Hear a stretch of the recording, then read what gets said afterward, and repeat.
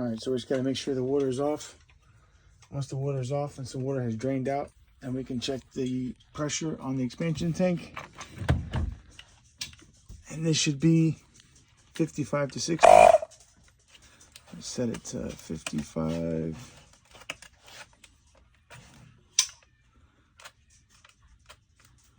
There we go.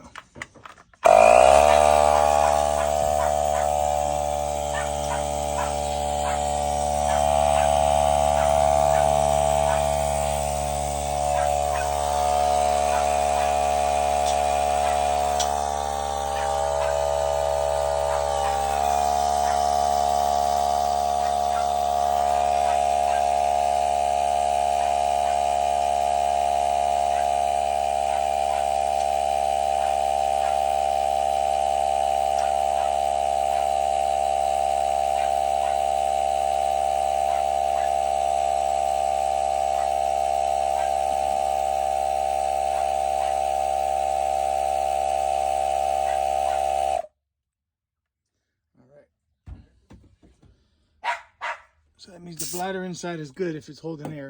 If it wasn't holding the air, then that tank would have to get replaced.